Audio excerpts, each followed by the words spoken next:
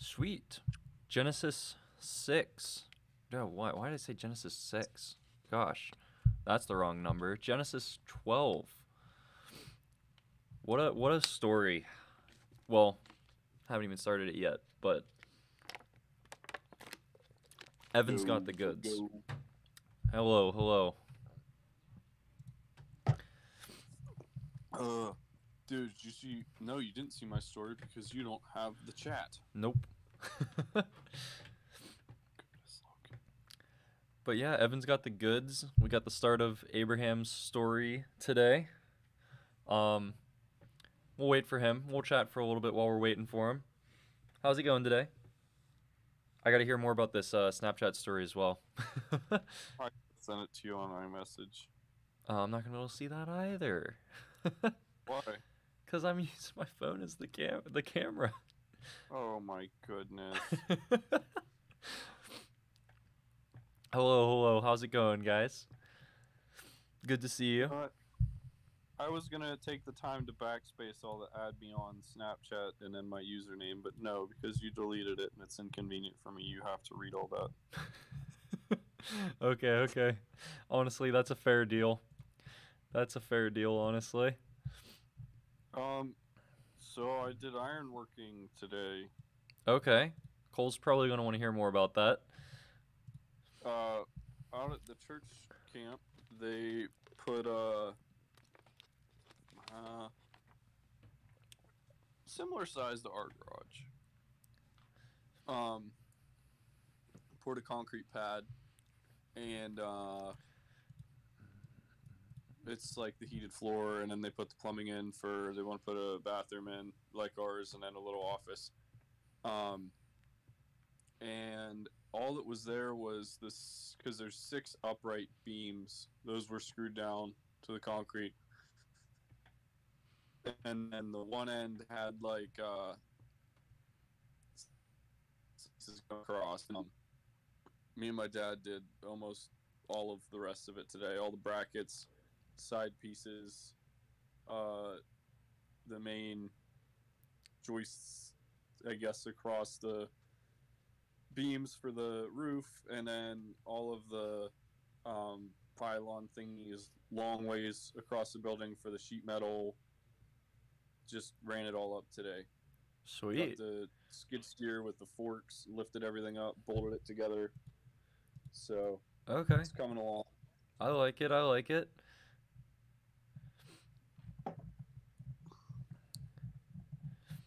But yeah, that's what I did today. I just got home and showered and ate. Nice. We're gonna wait up a second for Evan, but how's it going? All you guys, I see Zev, I see Cole, I see Sparky. Everybody's kind of stopping by. Sparky, I swear Macho Man should stop by, hopefully. You know, you guys are never around at the same time, unfortunately. No, Zev, you make a point. Like, everybody should be wanting to grow up like Cole one day.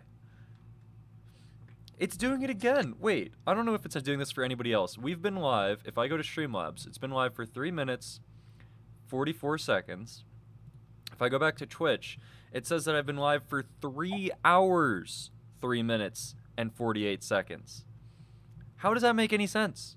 What is wrong with Twitch all of a sudden that it's like getting everything wrong? I don't know if Twitch has been acting up for anybody else, but Twitch has been very odd. I don't know. That's what I'm saying. So wait, so for you it's been live for 3 hours, and for Zev it says it's been live for 3 minutes. Oh, okay. Maybe it's just my end then. Because I'm on the Twitch browser right now, which I don't know why the Twitch browser would be wrong. But the Twitch browser says that I have 3 hours of being live. I don't know why that's the case. Also, Sparky, does that mean you're officially making the trip to go live with your sister? Is that the case? I know you've been talking about that for a while, man. Does it mean you're finally making the decision? I'll be very sad if you leave, but if it's what you gotta do, it's what you gotta do, man. I'm not here to stop you. What's up, boys? Oh, you just mean you're leaving for the night. Okay, okay. I mean, it is like, what, 2 a.m. for you right now? 3 a.m. for you right now? Something crazy like that. Also, hello, Evan. How's it going? Yo, pretty good. How are you? Pretty good. Dietrich, how you? What's up? How's it going? Good. Nice. But hey, man, Spark, I'm glad you stopped by either way, even if you are heading out.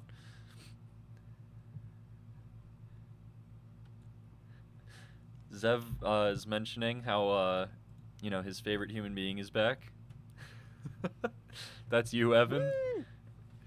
Woo! Woo! Let's go. Also, Evan, these people are... There's a lot of people. There's apparently 7 people, and they've been waiting very expectantly. No, I'm kidding. I'm kidding. No, we've been just chatting and everything before we actually get started. You're good. You're good. I'm messing around.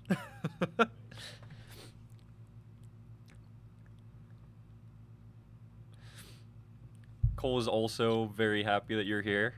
Actually, come to think of it, I don't... Have you guys ever both been... Because usually Cole, I feel like, is here whenever you're not, and vice versa. I don't know if you guys have ever been in the same one. Have you? Yeah, no, I've been in the same stream with Cole. Oh, okay, okay. My bad then, my bad. Okay. I can remember a couple times, actually, yeah. Oh, okay, I gotcha, I gotcha. You gave... I get. So wait, so Zev, you're talking like the water videos? They're pouring in the different pieces of water, and you know, Evan just got the extra dash of the bottle of perfection. That is kind of how it went down. Yeah, exactly. Also, Evan, or not Evan, well, actually, Evan, you could as well. I didn't mean to say your name, but if you wanted to as well, that's also possible. I was gonna say Zev.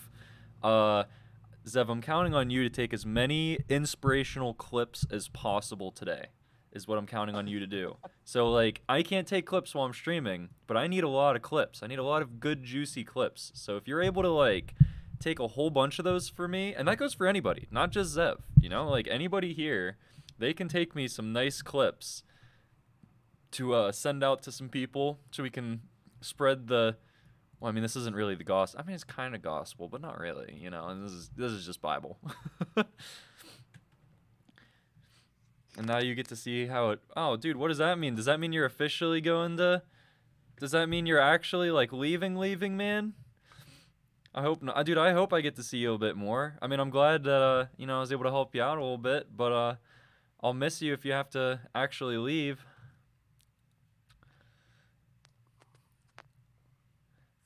Through like the whole gospel, like all 4 of them. Zev says he'll make clips if you and or if him and you, Evan, can be friends. Oh, absolutely. Oh, Clips are being made. He specified best friends. I suppose. Okay. You know, Seems I'll like a take it. deal. I'll take it. I don't know if I made it sound dramatic just saying goodnight. Oh, okay. I mean, you do tend to make everything sound dramatic, but I mean, I appreciate you stopping by regardless, even if you are just going to bed. Just Matthew? Get a message in chat like a minute later. I said goodnight. Dude, Sparky, if you do stay and like pull your thing where you stay for 3 hours after and ruin your sleep schedule, I will have Zev time you out. Actually, Zev, don't hold me to my word on that, but I tried to read Luke before, but it was boring. Really? I feel like Luke is one of like the less boring books to read through, in all honesty. I kind of see what he's saying. Luke's like I don't think it's boring, but it's a very straightforward book. Yeah, I guess. I feel like Luke is like, all right, here's the deal. Yeah, no, that makes sense. Okay, so sweet, Evan, you've got the goods, right? The goods. Some goods, yes. Sweet. So one of you guys want to pray it in, and then I'll start reading. Yeah, I can pray us in. Sweet, thank you. All right. Dear Lord, I thank you for this day, and I thank you for everything that you give us. And God, I just ask that you bless this night and bless everybody in stream today, and just help us to have a good time learning your word, and just show us something new about you, God. And yeah, just bless everything that we do. In Jesus' mighty and precious name I pray, amen. Sweet. Thank you. I appreciate it.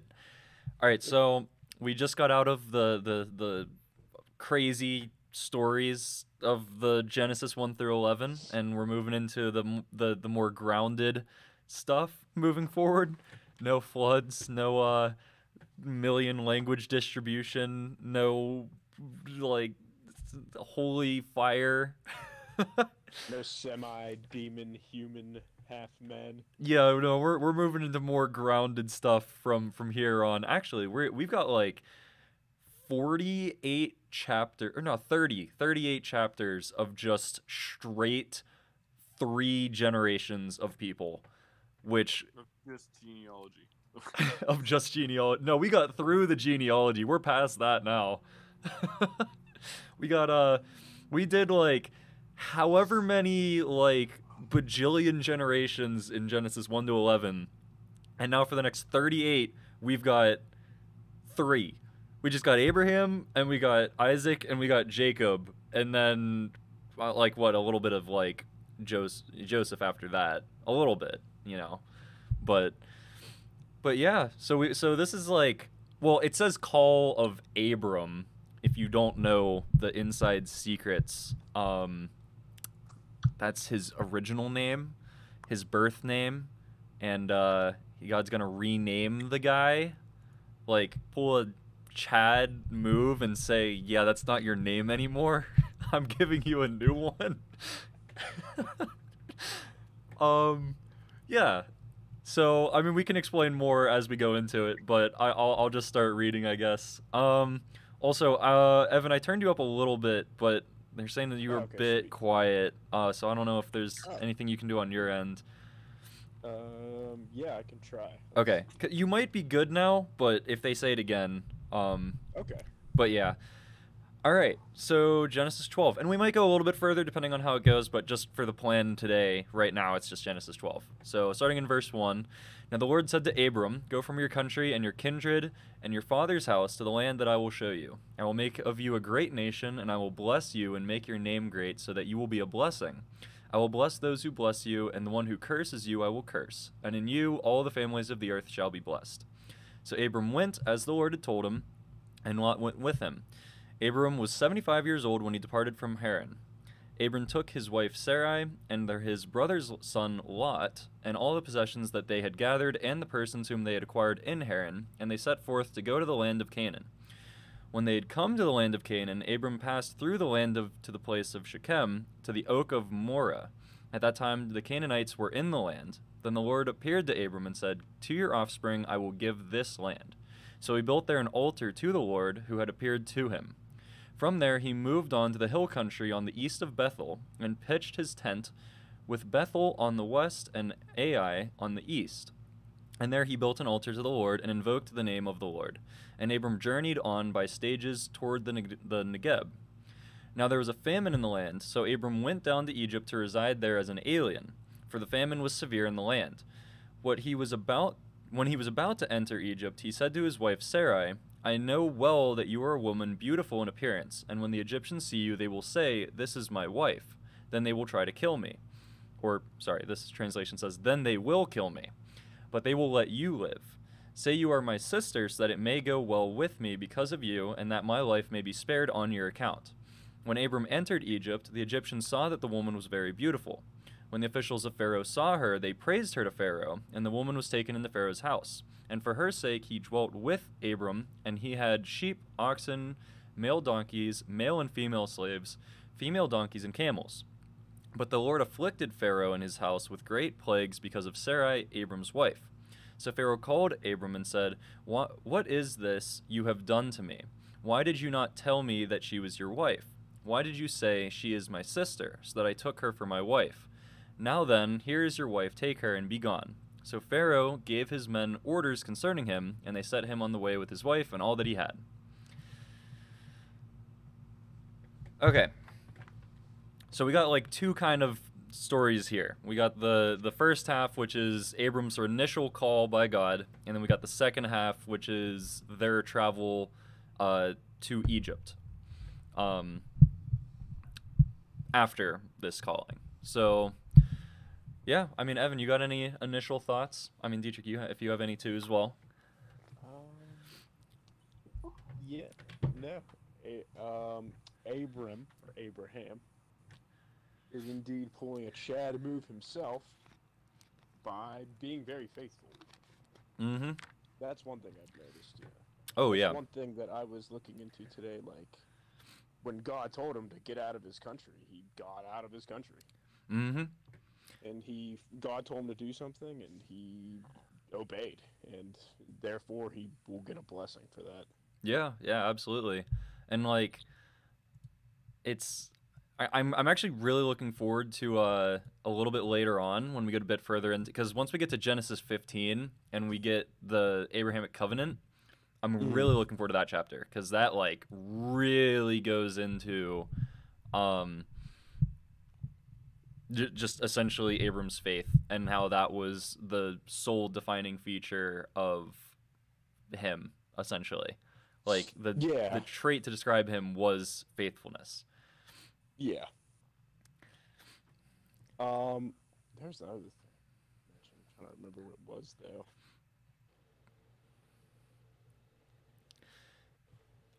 While you're thinking, Cole says Abram lied, which is very true. Lied. Yeah, he did in fact lie. See, that's the thing, is like the first half is like, because like we've been talking about this as we go through Genesis, like, the entire narrative of, hey, one day there's going to be somebody that's going to come from this line that's going to literally save the entire world from sin and death. Mm-hmm. And every person that comes, and you see they're so great and awesome, you're like, oh, is this him? Is this the guy? Mm-hmm. Is the one who's going to save us all? And that's kind of what you see with Abraham here. You're like, oh, this guy's awesome. This guy's amazing. And then, like, the next half of the chapter, you're like, oh, wow, he really goofed. Yeah, like, they almost make a point of it, like, right at the beginning to show that he screwed up. Like, a lot of these other characters, you have to wait a while before they finally screw up. And here it's, like, right at the beginning. Come to think of it, I wonder if that is written that way because of how the Israelites would have perceived Abraham. And, like, whenever they would go back to reread this, they'd have this high state of Abraham, and they'd be like, oh, he's literally the best person ever. And then they have to humble their opinions immediately in the story by showing, like, no. Like, they're not allowed to think that way. The rest of us. Yeah, like they're not even allowed to even perceive for a second that he's as good as they think he is in their minds. Zev also points out, well, Zev jokes, I mean, is Sarai not his sister in Christ? I don't know if you want to hear this. Actually, does it say it here? I'm like 90% sure that Sarah is like actually his blood sister. You didn't hear that from me though.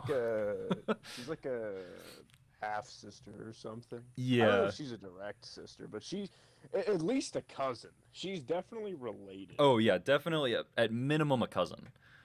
Because so that's the thing. It says it somewhere, I think. It says it somewhere. I was looking for it here. I don't see it in this chapter. Maybe it said a little bit later.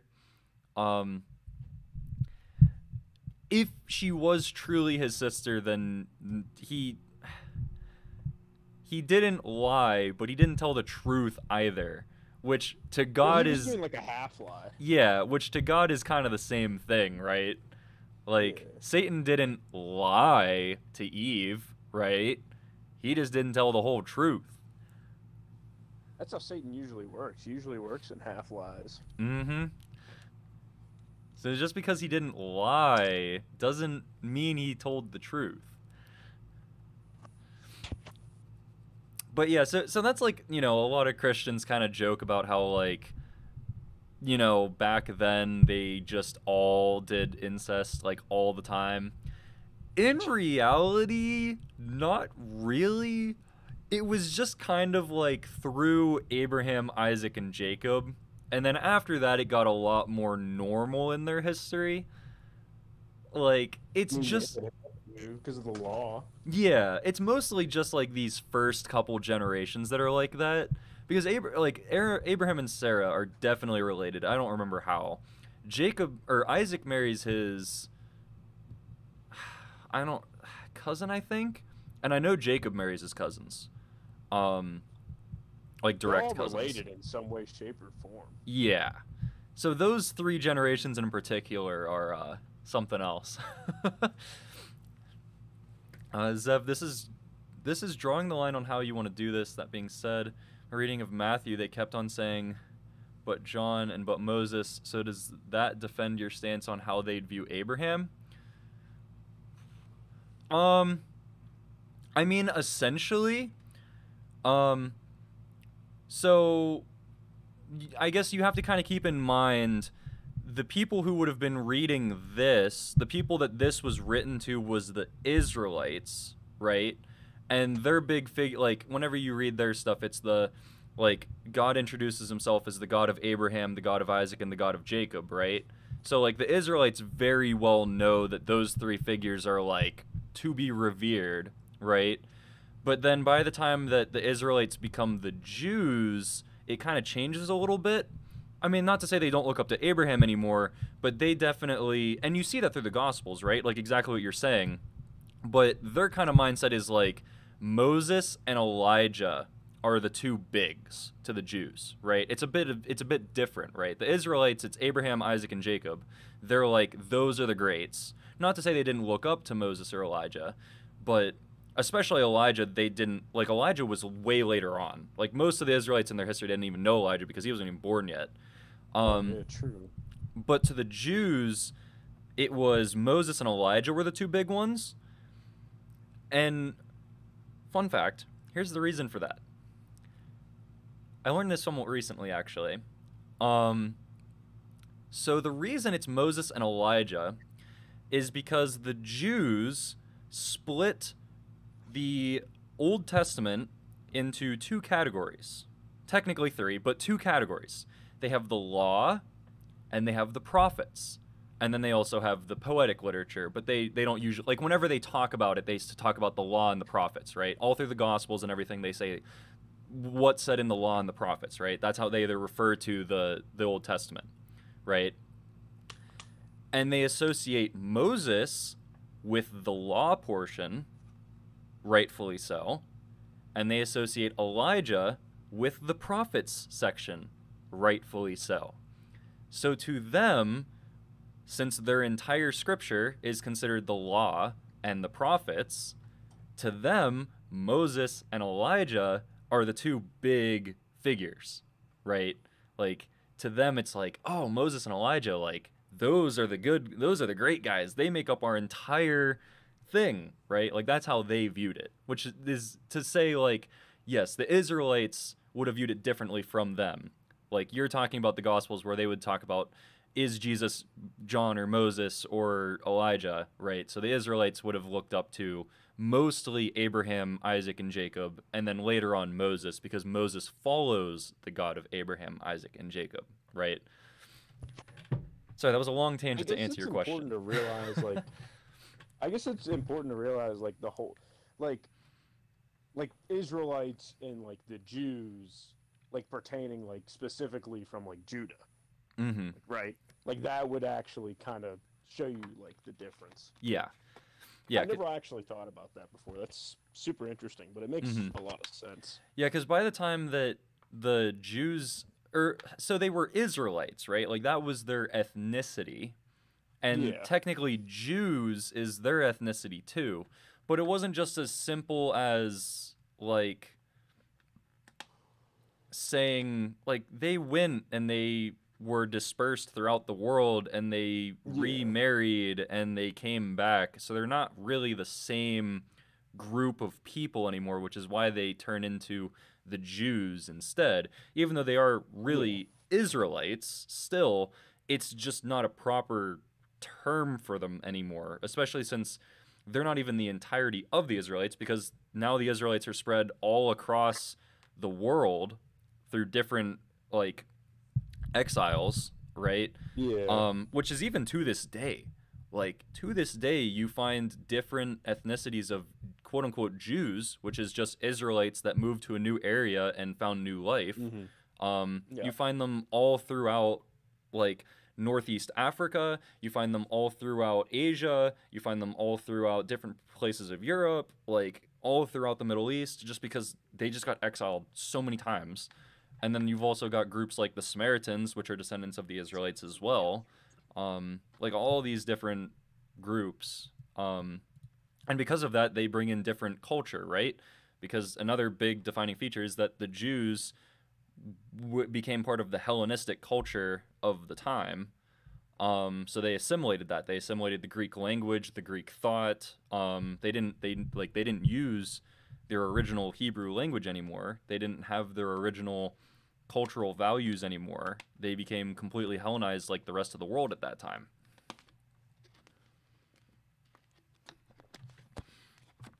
But yes, so they would have viewed Moses in like the greatest light. Like, yeah, essentially. That was a long tangent. I mean, no, too. It's like, I mean, doesn't it also have to do with like the line of Jesus too? Like, Mm-hmm. oh, it was kind of promised that Jesus would come through the tribe of Judah. Oh through yeah. the line of the tribe of Judah. Mm-hmm. Wait, which brings up another point I wanted to talk about. What's up? So when it talks about when God is like, I will make you a great nation, I will bless you, I'll make your name great, you shall be a blessing, those who bless you, I will bless them, curse those, curse you. And then it goes into, wait, is that in this chapter or is that another chapter? I might have read ahead.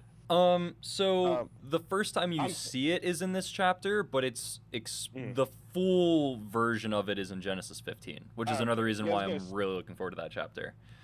Okay, I was gonna say because it gets into more of that. Like, I guess I'm going prematurely, but the whole idea of the whole world is gonna be blessed through Abraham, and that's because Israel is like a priestly nation. Which, when you get down to the idea of what is a priest, that's just like a median from one thing to another.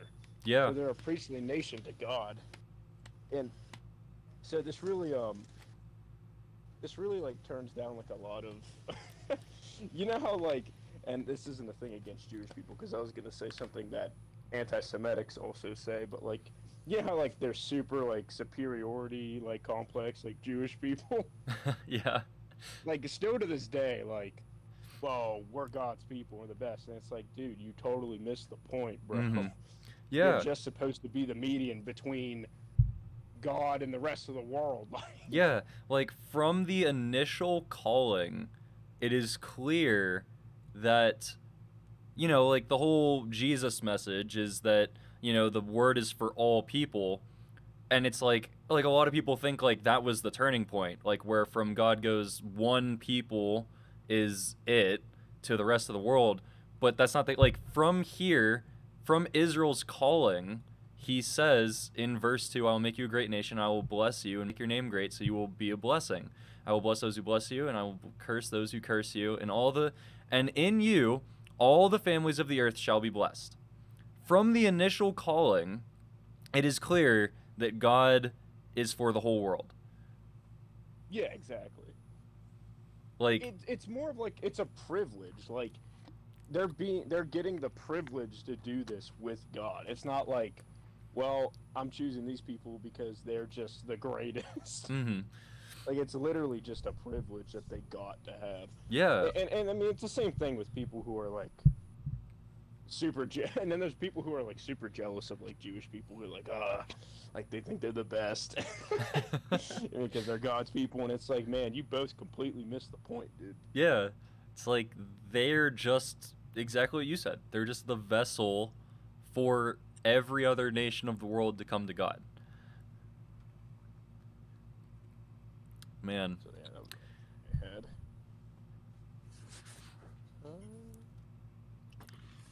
Yeah, I had no idea that. Well, actually, I guess I totally forgot it because I haven't read Genesis in a while, and I totally forgot about This tree, the oak of Moray or Mora. Yeah. That is crazy interesting because I was like getting into like a like video Okay. a couple days ago about it, and it was like, well, you probably already knew this. I didn't know that, but that's like essentially like a center for like pagan worship, I guess. I did not actually know that. See, I was hoping on you to come with something for that because I actually didn't know anything about this Oak of Oh, Mora. yeah, no, I I always try to get into like the weird things, bro. So like yeah, like apparently this is like a center, like just a ginormous tree. Or I don't even know if it's a ginormous. I guess it is a tree, but like Yeah. I've heard people even call it almost. They're like, think about it like a college or like a university. It's where people go to learn how to worship the gods and to like talk to the gods and like you know what I mean. Yeah. And it's crazy because Abraham literally goes like right in the middle of this, or right beside it, where all these people are like worshiping gods, and he sets up an altar. So it is Huh. kind of goes back to the whole idea of being like, you know, he's going to make a nation of priests, and it's going to be a priestly nation between Gentiles and God. And it's crazy because he sets up this altar like right in the middle of this whole pagan worship thing, where everybody will be able to see it and be like, "Huh, what is this That new god?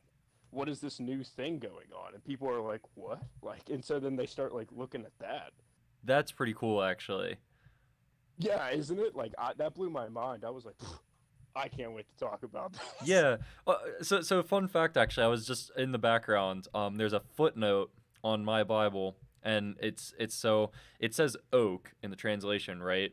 And I was like, I don't Yeah. think they have oak trees over there. So I was like, I want to click on the footnote, and the footnote says also terebinth.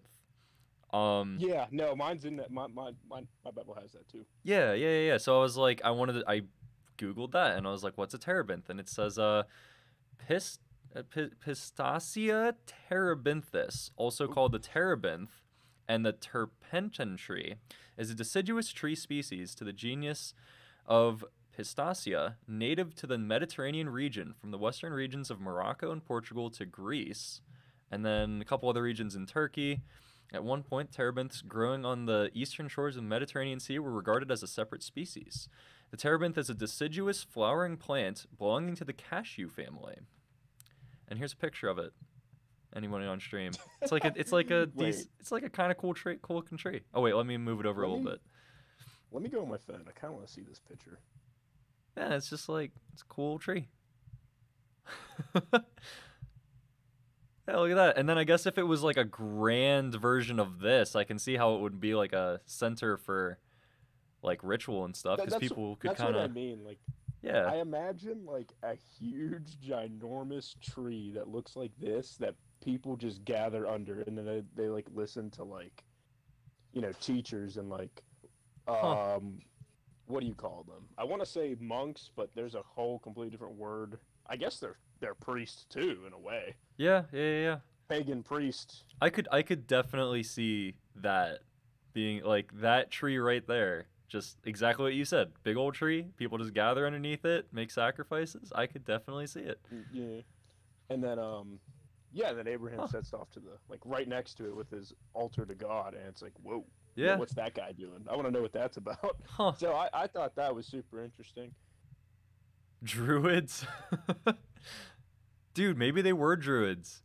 Maybe those Yeah, was existed that back Cole? then. Yeah, Was that Cole Cole said that said that? druids. Dude, I would say that sounds like something Cole would say. dude, I mean it's possible they could have had druids back then. I would not doubt that.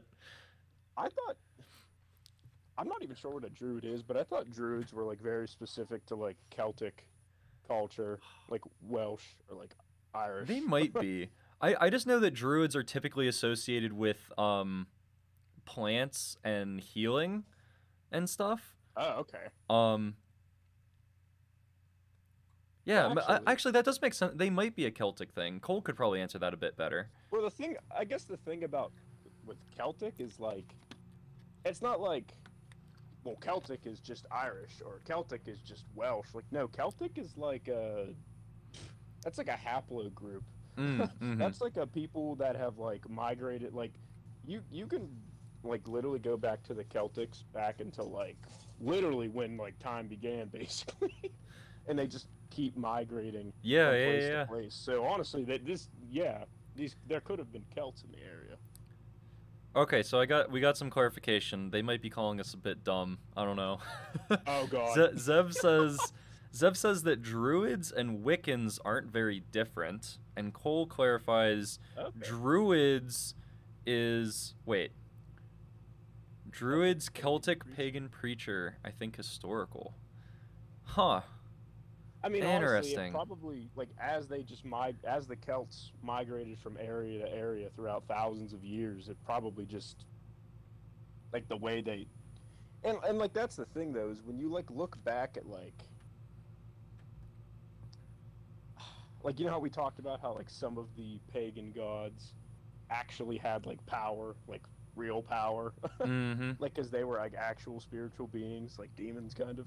Yeah. It kind of goes back to that too, because people have even said like, no, like these Celtic gods that they used to worship, like actually are like for real, like they have like real power. So like, and like how we talked about that happening in this area, I could definitely see how that could have been like what we're talking about. Because all those old pagan gods, they just migrate and change names. Like, I mean, I don't know how real this is, but I'm pretty sure Baal was just Zeus. Well, Or Zeus is Baal. That's what I've heard. Like, yeah, and like, yeah, I mean, like, I think we've talked about this before, maybe not on stream, but like, there's a lot of different cultures that worshipped this so-called Baal that Yeah. weren't related to each other at all. Like, it's not Yeah. like it was just a god that was passed down from generation to generation. It was like, no, this was a god that like passed down through multiple different cultures at different periods Yeah. of time, and it's clear that these priests of Baal had some form of power because people followed it and they expected things to come from these priests. Like, there's and like the Bible records other places. So the Pharaoh's prophets were able to perform somewhat minor miracles, and there's the witches that Saul went to. I don't know if witch is the word that they would have used, but a Oh, lot of English actually, translations translate it yeah, to witch. it's like the Witch of Endor. Like, no, that's what I mean though. Like when you talk about the Witch of Endor, like, you know, like Endor. I know this is kind of nerdy, but you know, like in Star Wars, there's like a place called Endor. Yeah. And it's like really foresty. Mhm. That like literally they based that place off of somewhere more like over in like northern, like Western Europe, where Really? there's that people could have been at the time, and so it's kind of like what I've heard. And I don't know if this is true. I swear everything I have is complete theory, but it's a theory that Saul literally went as far as into like northern, like Western Europe to find the Ooh. Witch of Endor. Ooh, wow. That would be cool. Because yeah, witches were like hunted. Like I know people typically associate like witch hunts with like early America, but like during this ancient time period, it's apparently a widespread enough problem that they were also like quote unquote witch hunting back then. So it was like pretty outlawed, especially in Israel and a lot of other areas. So he would have had to have traveled pretty Oh, far yeah. to find one, especially a real Yeah, one, true. because I guarantee 99% of them probably weren't real witches. They were just Yeah. women who did something stupid and then got killed. Probably. Just like today, there's nothing new under the sun, man. You There's go nothing- to Spencer's or like Hot Topic or some like store. There's always gonna be a bunch of like books on like how to do witch stuff, and it's like, Yeah. man. So Cole says that Baal might just be a Hebrew name for a powerful pagan god. And honestly, I find that really fascinating. I think I'm doing Hebrew next semester, so I'd be able to learn that by next semester. I've heard of that. I wouldn't, like, I can't give a concrete answer because I haven't taken Hebrew yet, but I wouldn't be shocked because El, so the Hebrew, well, I mean, there's Yahweh and there's El. Mhm. Those are the two big Yeah. names for God. But El in Hebrew just literally means God. Like they could say El for their own God or El for another God, and like in the same way that we say God, right? Like I can say the God of Egypt, or I can say God as in referring to our God, in the same way that they would have used El. So you saying that about Baal is honestly very possible that that's the case. That Baal was just a common Hebrew name for a pagan god. I would be very interested to look more into that, honestly. Um I like Zev's question. yeah. Did you I have something I want to say on that. Do you have anything you want to say on it though? Yeah, so I absolutely think witches are real. It's just the thing about it is, I mean, I think today when people are like, "Yeah, I'm a witch," or like, "Yeah, I do like witchcraft stuff," it's like, do you really, or are you Mhm. just like trying to look different and goofy? Yeah. But then there's like actual people who do like real witchcraft, which is like involves a bunch of stuff with like equivalent exchange and stuff like that. You know, blood for blood. Like my missions teacher, he grew up in Miami, so a lot of like Hispanic culture. He was Mhm. Cuban, and like anytime like a neighbor had like a problem with his family, like they would do like weird witch stuff to them. They would Yeah. like cut the head off of a chicken and like leave it at their doorstep, and Yeah. apparently that had like a meaning or something. And like, oh, don't touch the chicken. Yeah. And it's like, I think that is like real, but like, I don't know. Yeah, I mean, I think, I mean, just like so like the instance we used previously, right? So the Salem witch trials, right? Like I guarantee, like, I mean, we joke about it now, like 99% of those women, if not 100% of them, were not actually witches, right? I think it was probably the same way back in Israel. I think that probably a lot of those women weren't witches. I can't confirm or deny. But it's clear in the Bible that at least one of those quote unquote witches did have some kind of demonic power that was given to her, because she actually was able to conjure the spirit of Samuel. And that's in the Bible. So it's Yeah, clear she was that, terrified too. yeah. So it's clear, like, at least some women were granted demonic powers, right?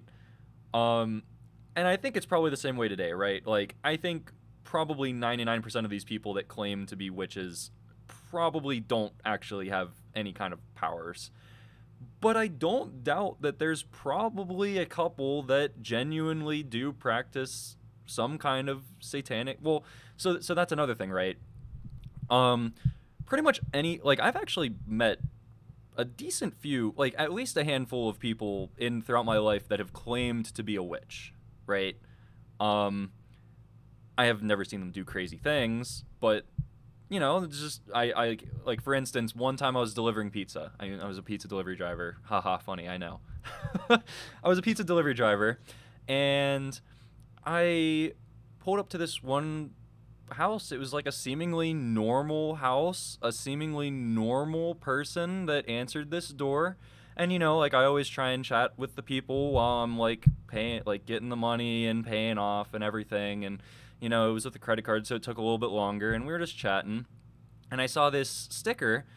I don't remember where it was at, but it was like some sticker either on the car or something, and it said like, "I am a witch" or something like that. And I was like, haha, funny. And she was like, no, like no, like I am. And I was like, really? And like I was genuinely curious. I wanted to chat with her, and she's like, and like completely normal person, normal house, all this stuff. And she goes on this conversation, like she's a Satanist, and like she practices Satanism and has like these rituals that she does and this stuff. And I was like, cool, I guess, like there's Logan, yeah, what's up?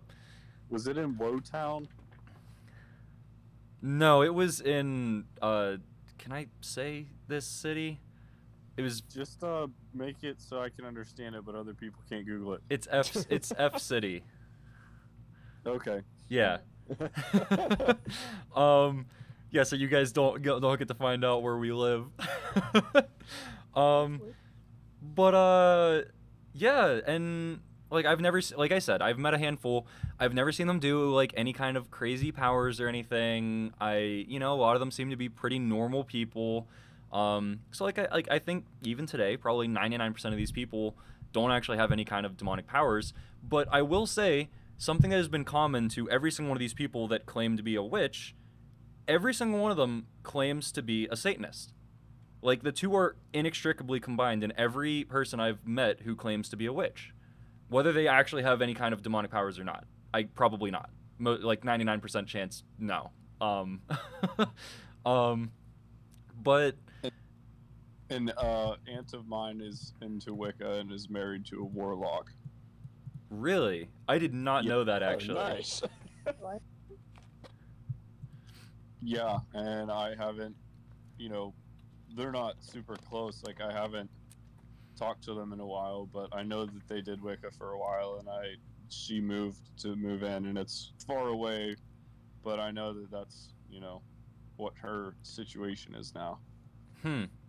But yeah, I mean, like, that's to say there's a lot of people who at least claim to be witches, if that answers your question, Zev. So, like, I've never seen a person who claims to be a witch actually do anything miraculous. And I have never heard any stories of a modern day witch doing anything crazy. But the Bible has said it's possible through the past, right? And I don't doubt that it would be possible for someone out there to truly practice it. Actually, the fun fact, there's one that I pseudo met just 2 weeks ago at the stuff that was going on my campus. I won't give like specific details because a lot of the altar calls and stuff there that happened are private, but I don't think they'd mind me like giving at least the gist of the story for teaching purposes. They just went up to give their well, I mean, actually, I know for a fact they wouldn't mind because they went up to the microphone and pronounced their testimony to the whole world. But so the gist of the story is this person it was this girl who went up and she like there's a lot of people giving testimonies at the mic and like super powerful stuff, and just like out of nowhere this one girl went up. She wasn't that old, not much older than me. And she tells this crazy story about how like she met God in this building a couple nights previously, and before that point she was a practicing witch who was also a Satanist, and she cut herself and she did all of these nasty crazy things with her body, and like she just met God in that building like a couple days beforehand, and she gave this testimony of like how radically it changed her, and she renounced everything. And her what's the book called that they use? I don't remember the name of it. Anyways, whatever book it was, she burned it, and like all this stuff completely transformed. And like it was actually really beautiful because immediately after, there were not a lot of testimonies that got this. There were a lot of very, very beautiful testimonies, but there were not very many that got a complete standing ovation from the audience, like for a couple minutes. It was honestly like really beautiful. But yeah, I mean, they exist, quote unquote. Whether they actually have powers or not, they exist today. Yeah, Cole sorry, Cole clarifies again. He said that it's just a theory, but ancient Hebrews could have just called all powerful pagan gods Baal. So, for example, if Zeus was in the Bible, they could have. Yeah, I don't know. I definitely think it's an interesting theory. I have heard of that before. I mean, there was a biblical study major I was talking to one time at my school, and he was telling me, like, well, yeah, sometimes the word Baal, like, could just literally mean Lord. So, like, you'll even find that sometimes, like, the Israelites, when they're referring to God, they even call him, like, Baal, like, sometimes. I did not know that. That's fascinating. There's, like, a crazy, like, obvious context to know which one you're talking about. Yeah. And I'm assuming like you could just tell that by the inflection, right? Like in the same Yeah. way we can say God and know if we're referring to our God or a different God. I assume it would be the same way. Yeah. Huh, Yeah, that's exactly. so interesting though. Huh. Yeah, I did not know that actually.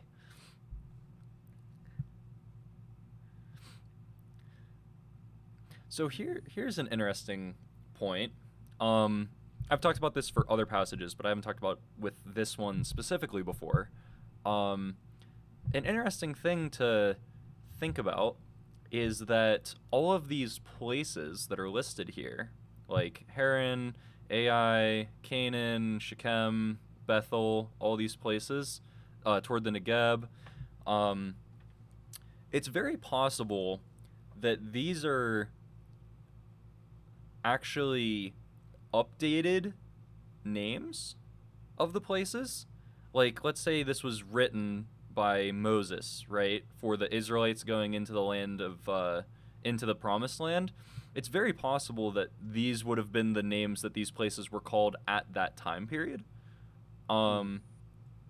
Which is something really interesting to take into account. I'd like to do a study on that someday and like look at all of these different places and say like, oh, so in this chapter this is their names at that time period, but in this chapter they're updated for the sake of the people living in that time period, right? Like we don't do that anymore, but back then whenever they were being written, it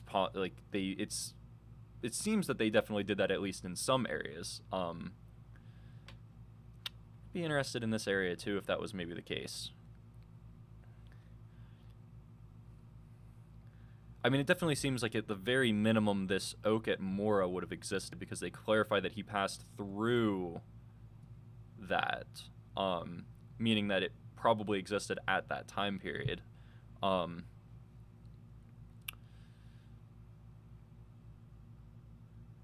But yeah, like you said, Evan, it's as he's passing through there, God stops him and says this, and he makes an altar. That is interesting. Oh, yeah, no, that was the most interesting thing to me. It was like, well, going back to the whole idea of priest, it's like, wow, he's like literally doing that Yeah. right there. Yeah. And like, it's not like people are not gonna notice. Mm-hmm. And you know, it's very possible that actually sprung up a Yahwistic led community. Because we know that by the time of Moses, there are Yahwistic worshiping communities outside of Israel that are not Israelite founded. Because Moses stumbles across one. He stumbles across this tribe that worships Yahweh, and he marries the daughter of the priest in that area.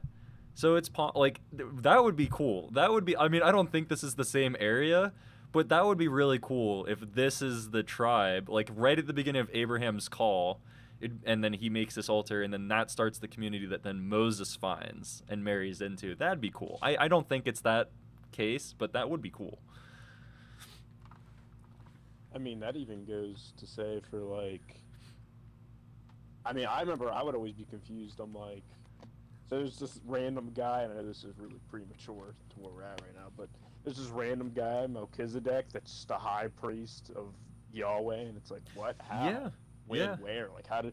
But I think that there's just always been people who have always worshipped God. Mm-hmm. And in like all these corners of the globe, like even whenever we're like, oh man, like Israel's gone, like nobody's worshiping God, it's like there usually is somewhere, right? Yeah. Like, so for example, it's not in the Bible, but we find that during the Jewish exile, there were two different exiles, and right, so the first exile is like, oh well, there's at least some Jews left at the temple worshiping, even though most of them are gone. But then the second one comes around and it's like, oh well, there's nobody left to worship God for this like long extended period of time until the Persians come around and release them. But no, Actually, we find out that some of those Jews that were expelled in the first one went to Egypt where they could freely worship God, and we get some of the earliest Hellenistic translations of the Old Testament from Egypt during that time period, because that was a place where they could freely worship God during the exile. So there were people still Yeah. worshiping God during that time period. Even whenever Israel wasn't around, there were people in Egypt worshiping Yahweh. Like, and then during the time that the Israelites are in Egypt, right? They're under slavery. They can't worship God. They beg Pharaoh if they can leave and just worship God for one day. Well, no, there were still people worshiping God. There were these people in the middle of the desert worshiping God. Like, not even Israelites. This is why I hate it when people are like, "Well, how could you say that your God is the true God?" Like, when Christianity is only like a 2,000-year-old religion, and I'm like, "Well, not really if you think about it." It's like And you look a little deeper. in They're like, "Well, archaeology, yeah, the Judaism," whole way back. but I'm like, "Yeah, but it's literally all connected." Like, what? Yeah, and like as far back as our archaeological and historical records go, there's evidence of Yahweh worshippers the whole way. And sure, like Jewish people and Muslims could also use the same argument, but at the same time, like, you know, obviously we all share these opening stories, so there's, that to take into account with it. But yeah, like, whole way back, as far as we can look in history and archaeology, like, there's evidence of it. Like, people worshiping this god. Oh, it's crazy. So cool. That's all I got for that area. Okay, sweet. I mean, I didn't really have too much else there. Yeah. Do you have stuff on the... I mean, imagine you have stuff on the in Egypt part. That's where we can get more kind of like Yeah. practical stuff. Yeah, no, I kind of do. I kind of have some stuff. Okay.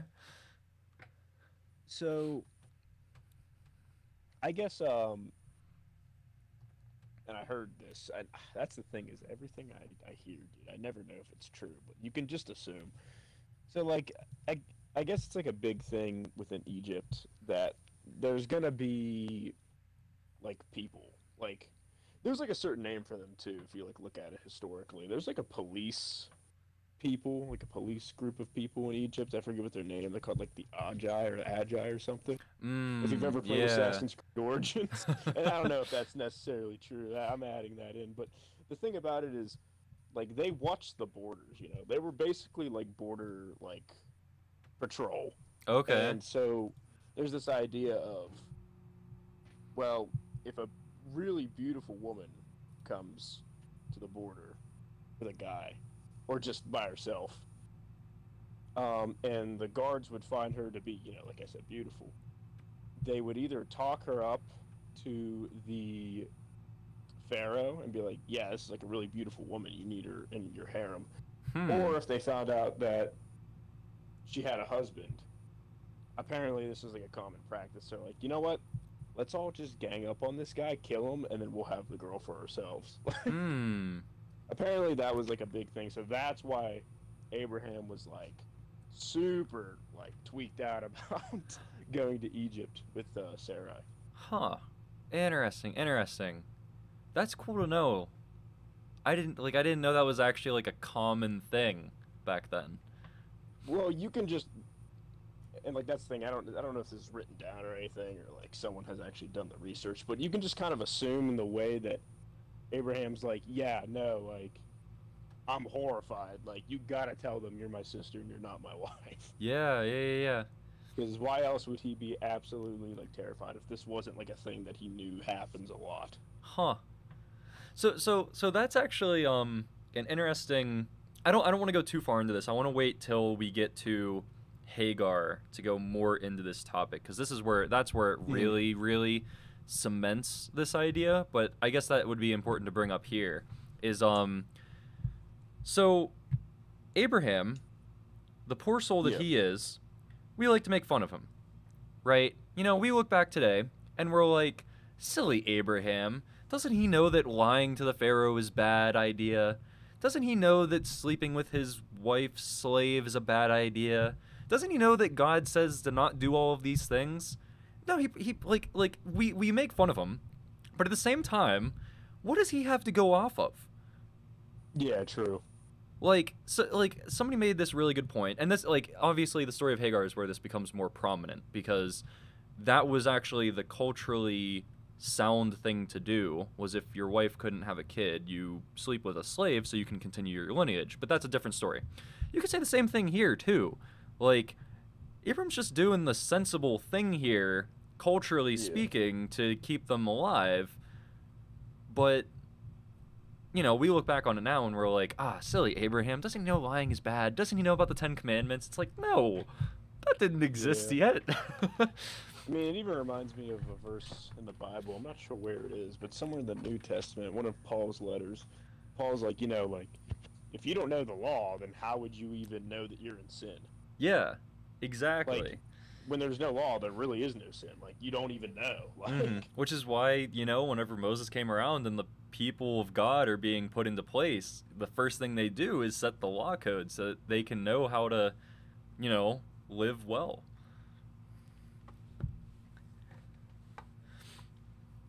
Another thing that I noticed was he went to Egypt because he was trying to, because there was a famine in the land, right? Yes. So he went to Egypt. I heard someone say that, like, honestly, the fact that there was a famine in the land, which basically means there's just a drought, which means there's no rain.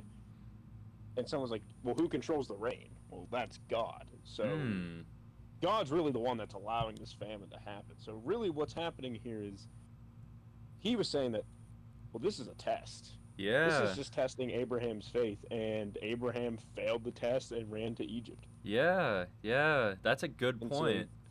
And you can see, like, him failing the test and going to Egypt gets him into a whole bunch of trouble. Yeah, that's true.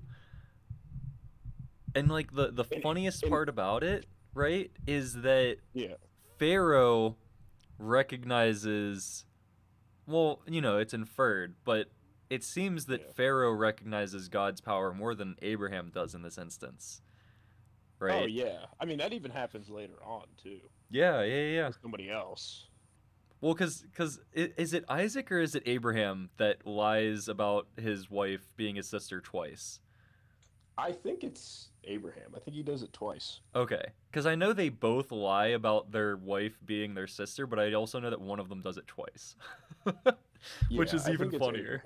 Yeah. Because the second time he does it, God comes to whatever king that was of that area at the time, comes to him in a dream and, like, tells him. Yeah. And I can almost assume that maybe this happened here too. Like, it's not telling us, but I can assume that Pharaoh knew that, oh yeah, no, like, your God told me this. Like, why'd you do this, man? Yeah. You want to know another funny part about this particular portion of the passage? So we know now, I learned this last semester, we know nowadays that this terminology would have 100% have been updated for the Israelites of the time, because the term Pharaoh didn't come about until much later. During this time period, the Egyptian high ruler was still called a king. Let me see if I can find my notes on when they adopted the title of Pharaoh. So this is taking place, right, to our best knowledge, somewhere between, like, probably oh wait, actually this might have been borderline when they did adopt the name Pharaoh. Either way, it would have been very close. Because it was during so Egypt was almost unified by 3500 BC. They were two entities, the Upper Egypt, which, fun fact, Upper Egypt was in the south and Lower Egypt was in the north for two reasons. First of all, because of altitude. So Upper Egypt was in the south because it was higher up in the mountains, but also because the Nile flowed south to north. But in Lower Egypt, they were like essentially called Scorpion King. So if you've seen that really funny clip of The Rock being the quote unquote Scorpion King, it's because they called them Scorpion Kings. I've never heard of that. Oh, That's dude, awesome. it's such a funny clip. It's like this. I think it's The Mummy, and it's this like early 2000s CGI'd Rock, like Rock Dwayne the Rock Johnson on like a scorpion body. Oh, It's so bad. wait, that was like a movie too. Yup. So yeah, Lower Egypt crowns a Scorpion King, which unified the entirety of Lower Egypt. And then this king Narmer apparently unified Upper and Lower Egypt, becoming the king of both. Which then later the title Pharaoh comes around, which Pharaoh then becomes the descriptor of the ruler of both Upper and Lower Egypt. So I don't know. I don't think we know the exact date of when they adopted the term Pharaoh. At least I definitely don't have it in my notes. But I think the reason I don't have it in my notes is because we didn't know exactly when. But that's to say, it would have been close. So it could have been that it was actually Pharaoh whenever Abraham came through, but it's also highly likely that it was updated so that the Israelites would understand that it was Pharaoh. Quote unquote. Oh, that's crazy. Oh, Yeah, dude, Egypt's history is crazy. The more I've looked into that, it does have a crazy history, dude. Egypt just, oh man, it's insane. And their mythology, like having to learn about that too. Oh man, they have some crazy stuff in their mythology that overlaps pretty heavily with like some early Genesis and Exodus texts. Egypt goes ham. What can I say? Mm-hmm. But yeah, there's another thing. Is the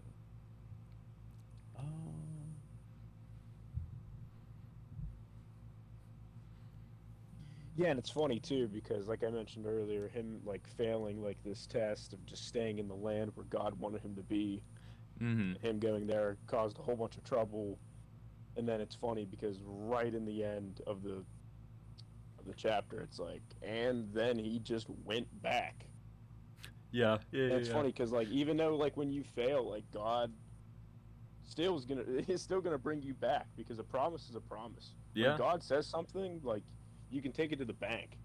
Mm-hmm. And I think that's just amazing within itself. Oh yeah.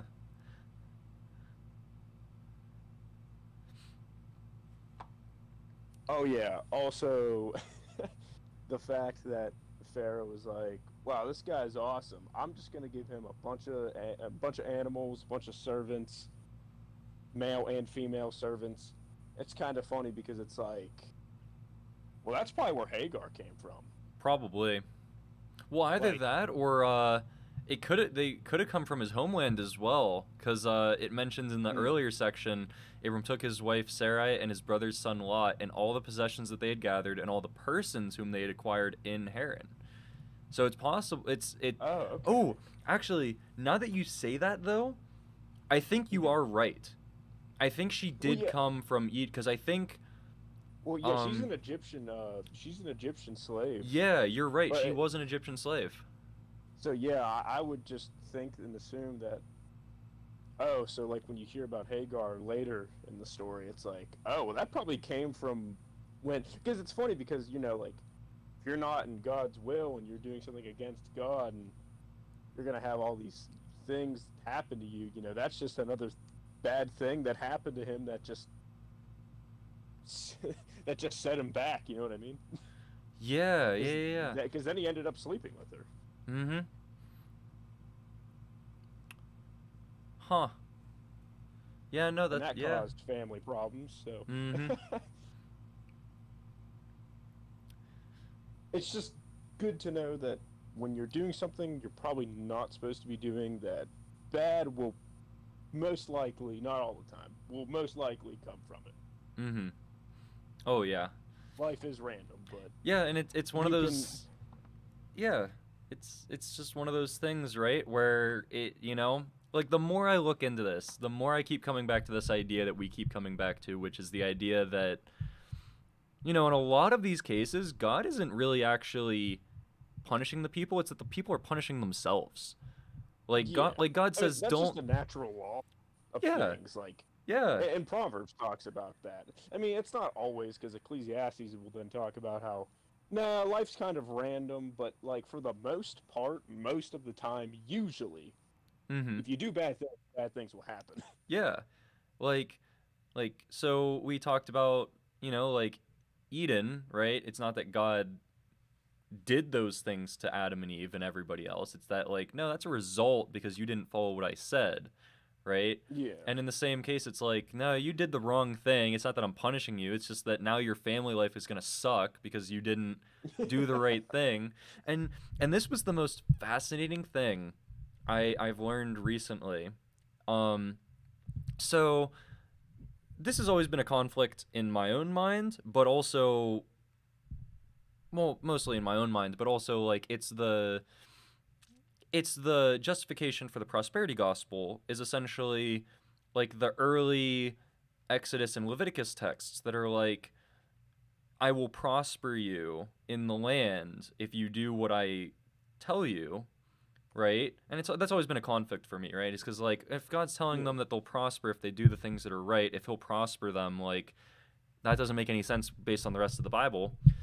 I had it explained to me pretty recently.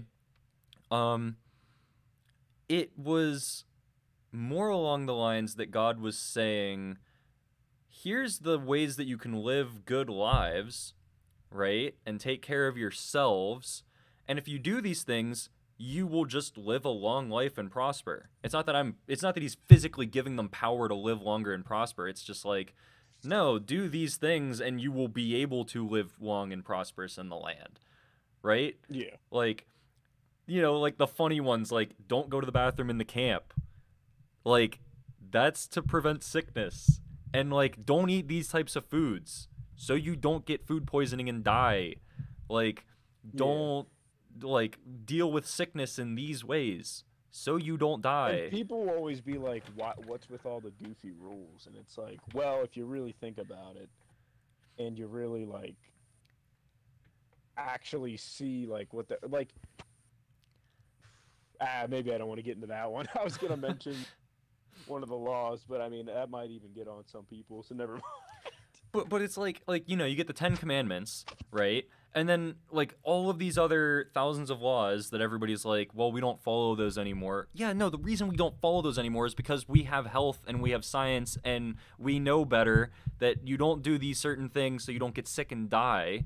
Like most of those laws were just saying things that to us nowadays are common sense, but they didn't understand in their puny caveman brains that they were bad for them. And it's like, yeah, we don't follow those anymore because we know better.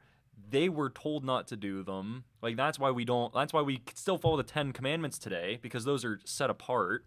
Like, those are different than the dietary laws and the other strange laws we don't follow anymore.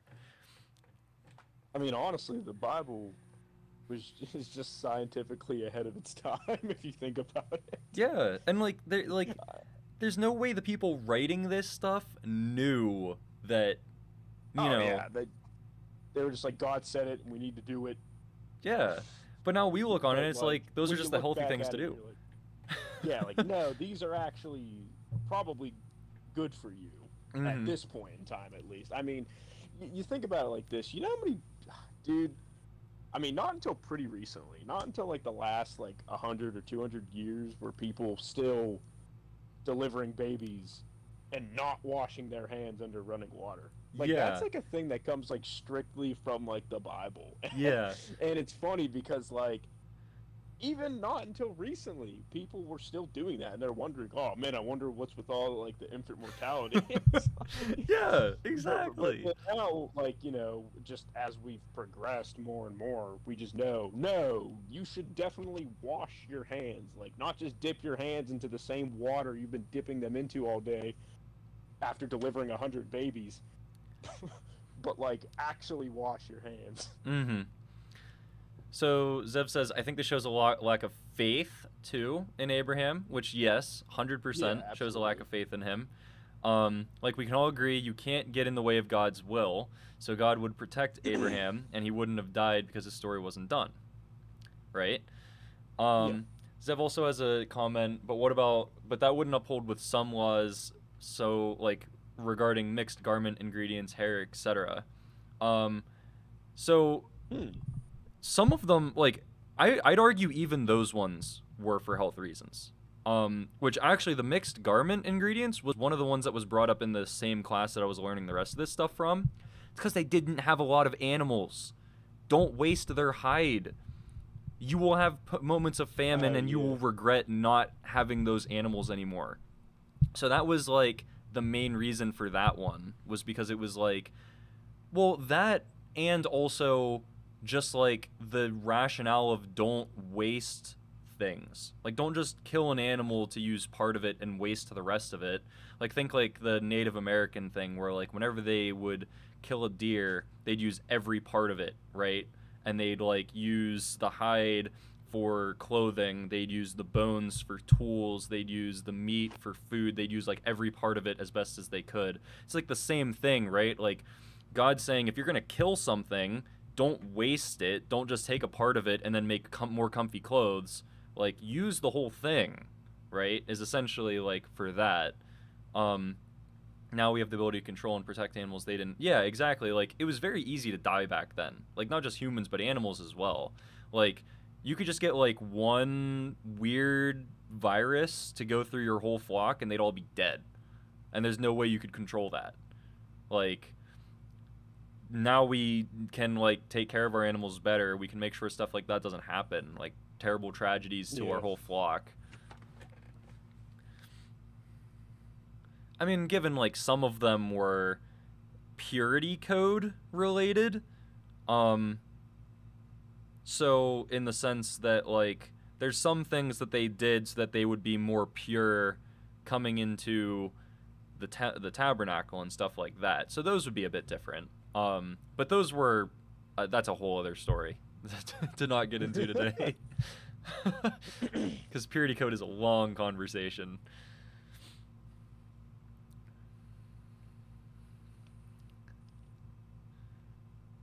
I mean, that's the thing too. Even when it comes to some of those laws, it's like, well, even if they are like something where it's like, well, how's that even really apply to like a health reason or like a wasting issue or something?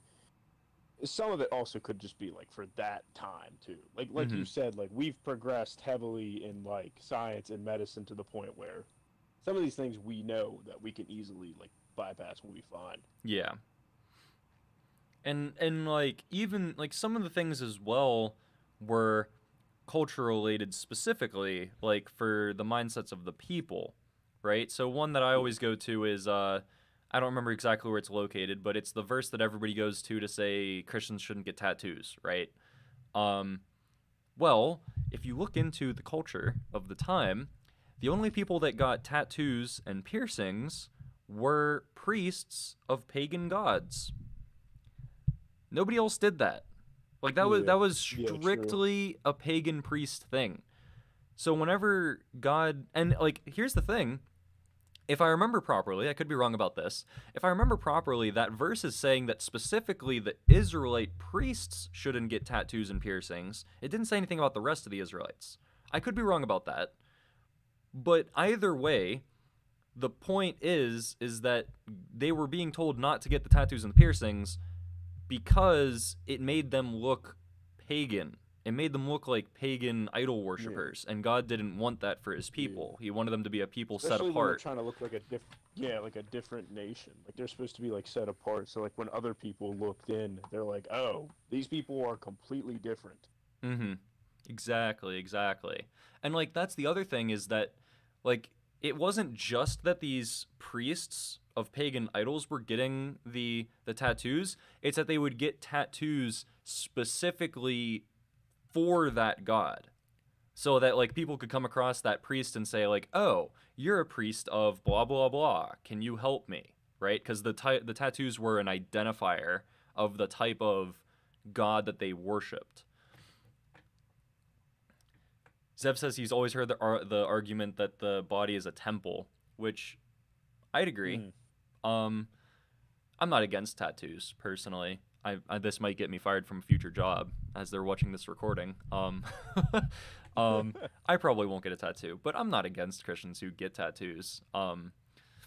I completely respect the people who have the opinion of, like, my body's a temple, I won't get a tattoo, or people who just think it's an ungodly thing in general. I'll completely respect that of somebody else. But then people who do get tattoos, like, I've seen Christians get some pretty nasty looking, or like nasty in a good way looking tattoos of like Bible verses and stuff, and I'm like, that's pretty cool, right? Like, I always have the God word on your body now, and I don't know, maybe I should just shut up. I'm gonna get myself fired.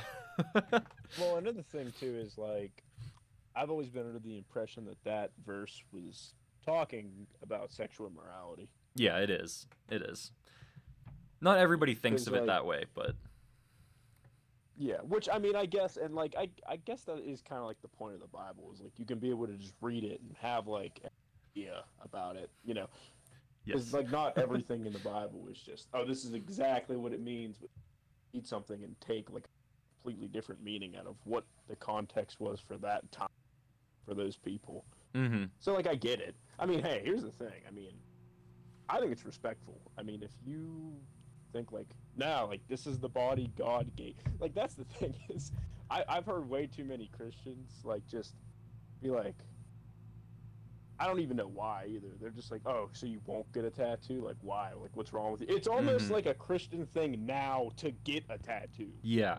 You know how many worship leaders I've seen with a tattoo, bro? Oh, Where, like, yeah. they're all tatted up. And it's like, you're Christian, you're not going to get a tattoo of, like, something. Mm-hmm. But it's like, nah, dude, to just be like, and I'm not saying people with tattoos, there's nothing wrong, but it's like, what's also wrong with being like, nah, God gave me this body and this skin and this, like, hair and this whatever you have on you that's completely natural. It's like, why would I not just cherish what he gave me? Yeah, and I think it's beautiful, right? Like, I mean, I Yeah. love that.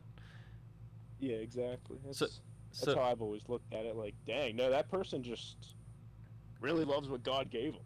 Mhm. Leave him alone, man. yeah, exactly. So Cole says, I think only tattoos for a reason, like a wedding ring tattoo, which I agree. I would never advise anybody get a tattoo if there's no meaning behind it. Not that I think it's unbiblical. I just think for, life reasons, you shouldn't just get a tattoo for no reason. And Zev says, can I ask a quick question not related to this, which absolutely you can. Always you can ask questions. I might not always answer said questions, depending on context or connotation, but Why would you ever get a tattoo that doesn't have a meaning to it? yeah. Like an unmeaningful tattoo, like that to me, that doesn't make any sense. I don't know, I'd say it's a Christian thing, maybe like non-denom and Baptists and whatnot. I don't know that you'd see Orthodox and Catholics or Southern Baptist Convention with tattoos.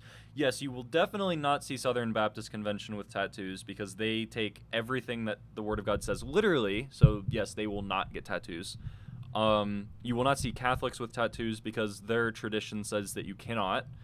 Orthodox, I don't know actually. I don't know if Eastern Orthodox would get it or not. I don't know enough about Greek Orthodoxy. But yes, no, Catholics and Southern Baptists, you cannot get tattoos, for different reasons, depending on those. But yeah, Baptists, depending on where you're at, they would say yes or no. Non-denominational, 100%. Pentecostals, I feel like, are pretty fine with it. I could be wrong about that, and Pentecostals might come to kill me, but I feel like they're fine with it.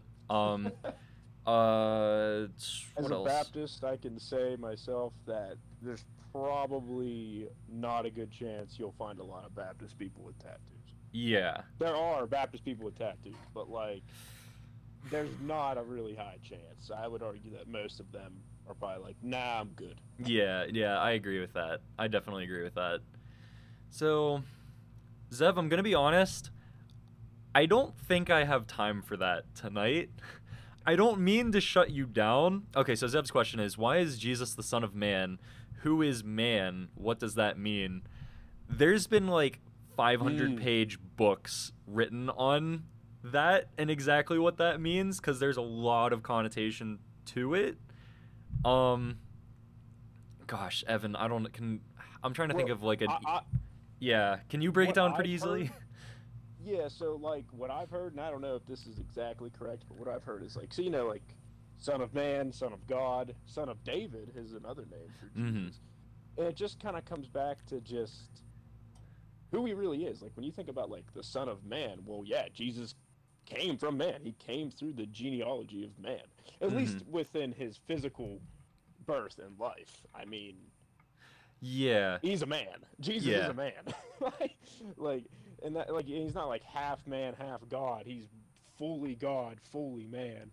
So he's the Son of Man because he came from man. Son of God because he is God. And then Son of David specifically because he came from David's line. Yeah. Because that was the promise from God that, you know, that the Davidic throne will reign forever. If you really think about it, Jesus, when they put King of the Jews on the cross, like, that's true. Jesus is the last King of the Jews and will forever be the King of the Jews. Yeah, I honestly, I think that's a really good way to boil that down. Cause like there's so much to that title, but yeah, Evan, I think that's a good way of boiling that down. I like that. Yeah, no, that's like the most like general way to just put it. Like he came from man, therefore he's Son of Man. He is God, therefore he is the Son of God, and Son of David because he came from that line. Cole has an epic comment. He says, "I want to get a tattoo sleeve of all the horses I've had in my running up my left arm, and a wedding ring tattoo when I get married." I think that is like the coolest thing I've heard all day. That's sick. I'm not gonna lie. Awesome. How many horses have you had? That's a good question. That is a very good question. Okay, so this is kind of pertaining to what we were talking about, but also kind of not. But I heard this, dude, it's like honestly been amazing to me how like ever since Bible study started last summer, like even to today, I always hear stuff that I'm learning or reading about that like is immediately usable in the Bible study the next day or the day of. And given this isn't super useful here, but it's kind of because we were talking about content and context. I heard a quote today, which is kind of what I've believed this whole time, but I've never put it in these exact words before. Which, man, dude, I want to use this on Matt so bad because Matt gives me crap for this, and I'm like, dude, you're wrong. And like, because what is it about? Like looking into context of passages, right? And he's like, you don't need context for these like you just read the content of the Word of God, and that's all you need. And like to an extent, yes, I agree with that. But you have to take into account that it was written for the Israelite community and the Jewish community, and they had different perceptions than we do today, right? So, like, to understand some things, you kind of have to have the context. It was worded to me today that you need... So content, right, can change based on the context that it is read in, right? So, like, I can read a passage in my Western American context, and somebody across the world in South Africa can read the same content, the same passage, in their context and get different things from it, right? So the argument was content changes based on its context, and context shapes the content. But if you take the context and the content and you look at both simultaneously, then you get the constant. So the constant that applies to all things, right? Like, because then there's no ambiguity, right? If I'm in my Western American context and I read the content of the passage and I read into the Israelite context, and then the same person does that in their South African context, they're going to get the same constant because they've read the same content and they understand the context that it came from. That's a good point. I've never thought about that before. I mean, my thing is when it comes to like reading a passage and then either reading it for face value or the context, I mean, there's got to be a balance. Oh, yes. Like, there has to be a little bit of context because there's a lot of things in the Bible that you could read face value and literally entirely miss what it's trying to tell you. Exactly, like, exactly. Entirely. And so many people do it. It ticks me off. Yeah. But the thing about it is, like, and this is kind of where, like, dispensationalism comes in, and, like, a lot of people hate it. I think you should definitely dispensationalize everything in the Bible. Mm-hmm. There is a contrary to that. There's hyper-dispensationalism, which is, like, you're looking at every little thing, like, very, very, like, context, which, like, if you did it just context, I think you're also in the wrong. Oh, yeah, like obviously... But if you do a mix of both, you're gonna get to a place where you're like, yeah, this makes sense. Yeah. From what I'm trying to understand it as. Yeah, exactly. And, like, I think that's the point, right, is, like, you're still keeping the content as your primary focus, right? Like, you don't want to just look at the context of, like, I can't just go, like, let's say I had a time machine and I go back in time to 30 AD, Sermon on the Mount, and all this other stuff, right? And I just, like, I'm living the Jewish life. That's not the Word of God. That's just the context. Like, I can't give you the Word of God. I can't tell you what God's trying to tell us in that moment. I only have the historical context, which is not very useful for, like, a church setting, right? But if I just take the content at face value, then I'm prone to misread it and say the wrong things, right? Yeah. So the content is still, like, the primary focus. It's just that I need the context to inform the things that I might be misunderstanding about what the content is actually trying to tell me.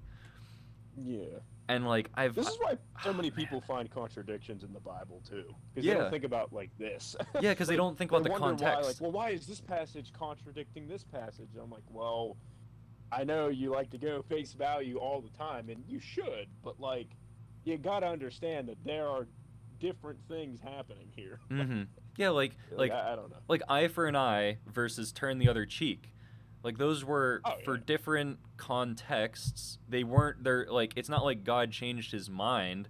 It's that they were given to a different people for a different purpose, for a different occasion, right? Like, one was written into a formal law code that was meant to defer people from doing bad things, which, to our record, we don't even know if they ever actually did eye for an eye exactly. It's just in the law code, in the same way that we have, like, the death penalty, right? So, like, in the American law code, we have the death penalty for people who do very bad things. I don't think that's an unchristian thing to have the like if, like, obviously the Bible says turn the other cheek, right? And we're supposed to love our enemies and all this other stuff. But I wouldn't say it's unchristian for us to have the death penalty in our law code. Like, that's a different thing. Like, our law code is different from how we're supposed to act as people. Yeah. No, you're absolutely correct. I mean, like, when it comes to, like, and, like, that specific passage when it comes to eye for an eye and a tooth for a tooth and, you know, turn the other cheek and love your enemies. The thing about that is, like, well, one is kind of like, no, this is, like, the law that's set up. The other one's like, no, this is how you should act, like, in your personal problems. like, I don't know how to say it. Like, in a judicial system, like, so, like you mentioned, like, the death penalty. Well, yeah, we have the death penalty, but just because we have the death penalty doesn't give me the right to go around as my personal self killing the people who I think deserve to die. Exactly. Like, no, like, it's up to the judicial system to decide who needs to die and who doesn't. And for me, it's no, I should just not kill people. Yeah, yeah. Basically, I mean that's the way I've always seen it. Yeah, so it's not that the Bible's contradicting itself. If you strictly read the Bible at face value, you're going to find a lot of contradictions. Like way more than you would like. Like if you're a Christian and you truly read the Bible at face value and you read everything word for word, face value, you're going to find way more contradictions than you like. Oh, wait. It's just Yo, that reminds me. What's up? I know this has nothing to do with what the passage we're on, but I feel like we've kind of already stepped away from that. Yeah, we've kind of already stepped away. Wait, is this going to change the topic a little bit? Because Zev has a comment about what we're talking about now. Actually, Zev, you say your thing first. My thing is about the topic, but okay. Let's hear what Zev. So Zev says, for a different perspective, I mean, even like Galatians, the content without context gives you all you need, right? But your understanding grows as you know the political and cultural things going on in Galatia, and when you learn of the false prophets and their teachings and whatnot. Yeah, exactly. Absolutely. Like that's a good example of where you could read something at face value and get what it's trying to say, right? Because Galatians was written as a letter to teach, right? Like the purpose of that letter is instruction and teaching, and that's not going to change based on context. I mean, the way that it's applied might change based on context, but the actual teaching itself is static. But exactly what you said, right? But context can add to that reading and understanding what was going on at the time and what was problems at that time, and like, oh, Paul's speaking on this issue because that's a problem, and this is a problem because this is going on at the time, and stuff like that. So no, I think that's a really good way of putting that, actually.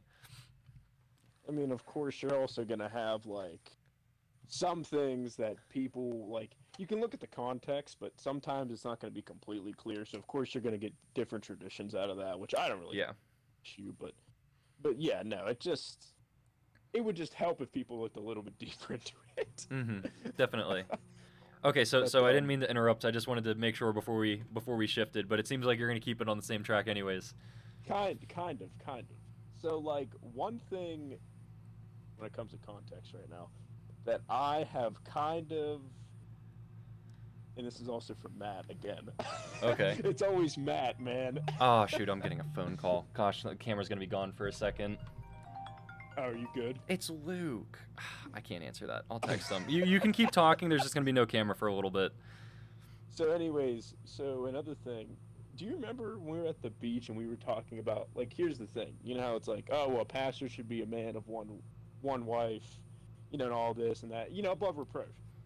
Yes. Just all these things. Like, there are criteria for you to be, like, what kind of person you should be if you want to be, an elder or a pastor or somebody that's just in, pastoral stuff. Mm-hmm. And one thing that he talked about was, it's just be a man of one wife. Yeah, of course. Well, that means you definitely, if you have somehow had sex with a person and then you got married, and then you had sex with that person, and then, you know what I'm saying? Mm-hmm. Remember when he talked about this? Yeah. And then I was like, and remember he was telling me, and you were like, I don't know, and I was like, yo, I love that. That's so true. I have gotten back from that. I definitely don't think that's true because. Okay. And the reason why is because, one, the context is because, well, no, a big thing at this time period was flippantly divorcing and marrying, over and over and over again. That was just a thing that happened. Like, people would constantly divorce, marry, divorce, marry, divorce, like, for whatever reason. Mm-hmm. That, and what is fornication? Like, I don't understand. Mm-hmm. Yeah. Like, what then is fornication? Because as far as I'm concerned, when the Bible is talking about fornication, it's talking about when you're having sex outside of marriage. Yeah. I don't know if I necessarily believe, and like this is a big, especially if you're a Baptist, I think, it's a big belief, like, well, if you have sex with someone, you're married to them forever. Like, you're married. But it's like, well, then why do we talk about fornication then? Mm-hmm. So Like, you know what? that would That's just be my wife. well, that's This in our just that's sounds in like our an excuse for me to keep fornicating. yeah, and that's isn't that in our passage, actually? Um. Is it? Oh yeah, kind of. Yeah. Wait. This is my answer Egypt, and the woman was taken into Pharaoh's house, and for her sake he dealt well with the Lord of Sinai. Why did you say she is my sister, so I took her for my wife? It's specifically Yeah. you, and I don't know what the Hebrew is there, but it specifically, Pharaoh specifically says, I took her for my wife. Yeah, exactly. But here's another thing. I haven't gotten to look into it too much, but I did say I'd try and look into it for you. I haven't done like a whole exegesis of it like I'd like to, but there is something I have been able to add to it since our last conversation. There's different qualifications for different levels of leadership. Oh and- yeah, absolutely. And there are different, yeah. the bishop, if I remember right, the highest level of leadership is the only one that says married only once. I could be wrong about that, Yeah. but I'm fairly sure it is only bishop that has that. And the reason for that, obviously, is because the highest level of leaderships have to be nearly perfect so that there's nothing that can be said against them, right? Like, the higher the leadership, Yeah. the more responsible they have to be, the more essentially perfect they have to be. And there's very, very, very, very, very few people that fit in that category, and God calls very specific people to be in those high levels of leadership, right? Yeah. And you know, like especially think of like a more persecuted context, right? Like Mhm. God's going to be able to use what they have to get his work done.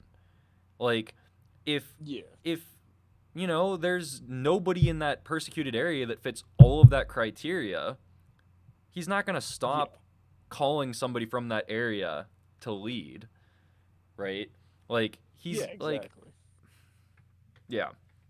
I don't know. It's just it's just the thing about it is it's like, no, this is the way like they should live in like their, you know, like this is the way that they should live if they're gonna do this specific role. And my Mhm. whole thing is like, yeah, exactly. That's how they should live if Mhm. they're gonna do that. But like, I feel like, you know, anything that happens before, it's just what really got me is I was talking to my friend Caleb one day about it. I Caleb. was like, yeah, what do you think about this? Because this is a super interesting thing that we were getting into a conversation about. He was like, yeah, I don't know, dude. That doesn't make sense. I don't, like, what's fornication then? Like, what's that? Because that's a huge thing. And also, that's not what marriage is. Like, I'm sorry. And, like, definitely there could be people who are saying that's absolutely wrong. But Mhm. sex is not marriage. Like, it doesn't make, like, sex is definitely not marriage. Like, Mhm. marriage is when you make a covenant with a person. Like, that's Yeah. a promise. You You're know- making a promise. Like, when people have sex outside of marriage, they're not making a promise to them. I'm not saying it's, of course, it's wrong. You Yeah. shouldn't have sex outside of marriage. But the point of what I'm trying to say is that to equate marriage and sex is, like, not realistic in my mind. Yeah, you know, I haven't really, this is another thing I haven't really actually done a lot of research on, so I don't want to, like, say this is concrete or anything, but I have been thinking the Yeah. same thing very recently. Good night, Cole. Nice to have Oh, you good stop night. by, man. I think we're going to be ending It's here good to see in you, probably Cole. about, I want to give, like, a 15-minute warning. We've been trying to keep these Yeah, I was under, gonna like, 2 say. hours, roughly, so I'll give it a 15-minute warning as well. But, shoot, See what you, was I going Cole. to say? Man, yeah, so this is an area that I haven't really done like a whole lot of research on, so I don't want to say this is concrete or anything. But I really have had my opinion change very similarly, actually. I don't, Dietrich, I don't remember if I talked with you about this or somebody else. But obviously any form of like sex outside of marriage is wrong. Yeah. But there very clearly is, well, I guess for the terminology we're using here, I could go much more Yeah. in depth on that. But anyways, I do agree. I think there really is a difference between committing yourself to somebody in quote unquote marriage and just Yeah. simple sex outside of marriage. Like obviously, like, you know, it would be wrong, right, to do any Yeah. kind of, you know, right, like both, you know, there's problems, but Yeah. at the same time, it's really not that strict, right? Like, I don't know if that's Mm. something that was just brought up, because like that, I feel like those quotes regarding that really come out of the purity culture of America, however long ago, right? And it was Well, yeah, purity culture has done a lot of damage. a lot I of do know damage. that. Yeah, I pretty. do know that, and like it's hard for some people to say that, but like that Mhm. is true. Like how crazy they went with it is Yeah, just really kinda, bad. And I've done a lot of like counseling classes and psychology classes at both of my Christian schools, and both of them have made very clear that what Christians did in that purity culture era was very damaging. Um, yeah, and I think that a lot of that kind of mindset for guys came out of that time frame. The more I think about Mm. it, because it would have been like, there's a lot of ways that they used to scare women, right? And say like the common example was, you have a plate and you drop it and you say, that's you. If you have sex before marriage, you're ruined, you're broken, you will never be whole again, your whole life is Yeah. ruined, right? And like they really scarred a lot of people because of that. But I think it was the same way for guys using that analogy. Like, yeah, oh yeah, you slept with this person, she's your wife now, God sees her Yeah, as your no, wife. Have you guys ever experienced any of the silver ring thing? I think I know what you're talking about. Refresh though. Okay, so it's basically this thing, and I know some people at my church were going to attend it with the youth group, an old youth pastor that used to be at my church that isn't anymore. I think you know who Logan was going, and they went, and so my dad's like, you should go, and it was basically like this whole thing about sex and all of that other stuff, and it was like the same example. It was like every time you have a relationship, like sexual or not, that's not marriage, like you give a piece of yourself away, Yeah. and that's something you can't give to like your future person and like all this other stuff, and it felt so twisted and wrong to Mhm. me. Like when I was there, I'm like, does the Bible really say that? Because the whole time I was like, where's the whole redemption like in this? Yeah. Like once you do something, like, because there was like the whole like, well, you still have worth and whatever, but why would you go and like ruin yourself? I'm like, I don't know, it just seemed very like exaggerated and wrong. Yeah. I don't know, it was weird, but Why do we single that one out and not like other sin? So let's use a comparison with like, say, oh wait, actually before I get into that, Zev, I'm sorry, I did miss your comment, but I just went back and read it. Yeah, I completely missed it in the whole string of things. Zev said, I mean, I agree and disagree. Like, you have that soul tie when you have sex and emotionally have a connection with them. So the spirit of marriage, you're married, kind of, but like also not. So like science and psychology has said, like, once you do that with somebody, you do have kind of like this mental tie with them. So there is that. you make a soul tie, but not like a.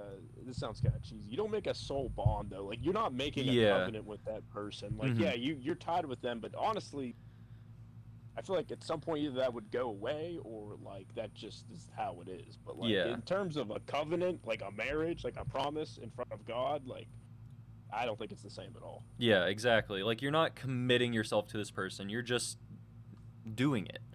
Like, that's very different. Like, let's say, like even in the sense of like people who aren't married but they're dating, they're still committed to each other in a way that's different than one off. But so what I was gonna say originally, why did we single out that sin and nothing else, right? So like I'm gonna use this example because of how ridiculous it sounds, right? Like, what if we went to these campgrounds and we were like, oh, you've had a sip of alcohol before? You're ruined. You have nothing. Like, that's ridiculous, right? But it's the same thing. It's like kind of the same thing in a way. Like, Yeah. obviously we want to defer people from becoming alcoholics, but like to do that extreme, like once you've done it, you're done, right? Yeah. Like that doesn't do anything but hurt the people who have previously, right? Like it's Yeah. not really deferring people from going and doing it now who haven't before. It's just hurting people who have done it and realize they've screwed up. Like that, it's doing the opposite of what it should be doing. Yeah. I mean, I definitely agree. Like, so like it's obviously it's sin. Sin is sin. I mean, the reality is pretty much everything that we do is sin. Mhm. But like, like that's the thing is like we all sin all the time. Yeah, almost everything of sin. But Yeah. at the same time, it's like Dietrich kind of mentioned, like where's the redemption? Like that's the thing is, we have that. Mhm. Like we know we're imperfect, and we know we have God. Like we have Mhm. Jesus. He paid the price. So it's like at the same time, yeah, you made a mistake, but don't beat yourself down, or don't let other people beat you down because of it. Yeah, just like you did wrong. Like don't Yeah. kick them while they're down. Like show them like what life looks like now. Like how joyful you can be in saying like, yeah, you messed up, but like he came to die for you so that that's not on your conscience anymore. Like you can move on Yeah, and know better exactly. now. Yeah. So I Zev says, You guys, have you guys ever been to like any sort of service or anything where it did that example of like the dollar bill or the $100 bill? yeah, Where, like, yeah. You like crinkle it up and whatever, throw it on the floor, like it still has worth or whatever. It's like that's how God sees you. Well, that should be how other people see you too. That shouldn't be just God seeing you as still having worth. Mm-hmm. Like other people should see you as still having worth because you're God's creation. Yeah. uh-huh. I don't know. There was just a lot of things that like seemed like they were close to right, but there were some things that just I don't know. Mm-hmm. Yeah. It's I just have didn't feel right. I don't know. I have been to like one of those before, I think, and I have seen the rings. I definitely. Ooh. Hello?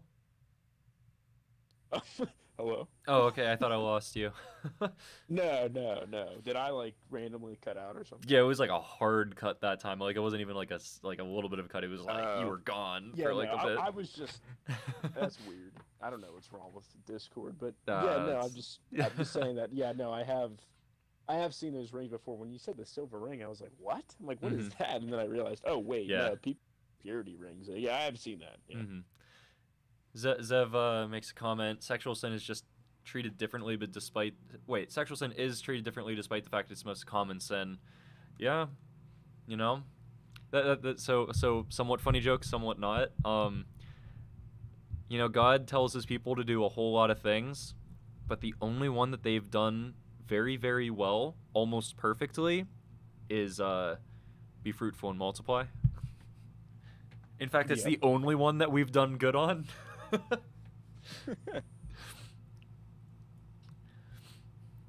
So we got like 5 more minutes. I guess do we just want to leave it open for questions maybe? I don't know, like if Chad has any questions that hasn't been asked yet, we can try and answer them in the last like 5 minutes here. If you guys don't have any questions, we can just call it there, and then Genesis 13 for next week. We got Lot. What a guy. Oh, actually, maybe 13 and 14 would go well together, actually, because it's Lot separating, or maybe not. I don't know. We can decide that later, because it's kind of like Abraham and Lot choosing the land, and then they separate. Lot goes to Sodom and Gomorrah, and then the next chapter is Lot's captivity and rescue. So they kind of go together, kind of not. I don't know. We can figure that out later on. But yeah, we have that coming up. Zev made 1 whole clip, so that's awesome. I like to see that. I really like to see that. Hopefully it's a good one, so that we can spread the word of God to a lot of people through the good clip. But no, I do appreciate you doing that, man. That 1 clip is much better than me having to go back through and rewatch it so I can get a clip on my own. So I appreciate that a ton. Probably accidentally like touched the button when we were just having like an awkward pause or something. Maybe. Oh, but yeah, no, I appreciate that, man. Okay, well, I don't think we really have any questions. It doesn't seem like. Oh, just remember, Sodom and Gomorrah aren't the worst people. Matthew told me so. Oh gosh, I don't know what you're referring to actually. Now I'm curious. You're gonna have to give me the passage so I can read that real quick before we head out. I actually don't know what you're talking about. Do you recognize the analogy, Evan or Wait, Dietrich? What is it? Happened? Just remember, Sodom and Gomorrah aren't the worst people. Matthew told me so. Do you know what Zev is talking about? No. Yeah, I don't. Did it have anything to do with the children and him saying like you're worse than those and all that stuff? Oh, maybe actually. Is that like the? No, I think I'm thinking of something else. I think I'm thinking of when you say Matthew, you mean like the book of Matthew, right? I just want to make sure. Oh, Zev says when he talks about how they aren't the worst, that they're not worse than the people who know God and turn his people away from him.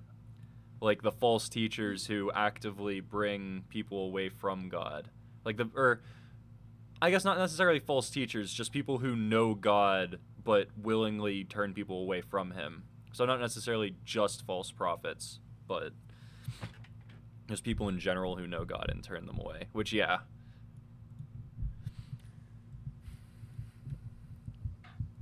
Okay, well, sweet. I mean, it seemed like quite a few people turn out tonight, which is awesome.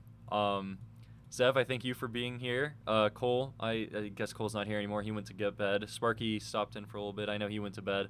I don't know who else was here, or still is here, but I appreciate you stopping by. We might get one more stream in before Tuesday. I'm not sure when. I will put in the Discord beforehand if we do one. But either way, Tuesday night we'll do it again, and then Wednesday night we'll do Genesis 13, maybe 14 as well. Dietrich and Evan, thank you for coming out. I appreciate you guys. You guys are awesome. You made for good conversation as well. But yeah, so I think that's good. You guys have any other last comments before I end it? Nope. Sweet. Well, thank you guys for coming out. Thank you guys in chat for coming out. I appreciate you guys. And yeah, I'll see you guys next time.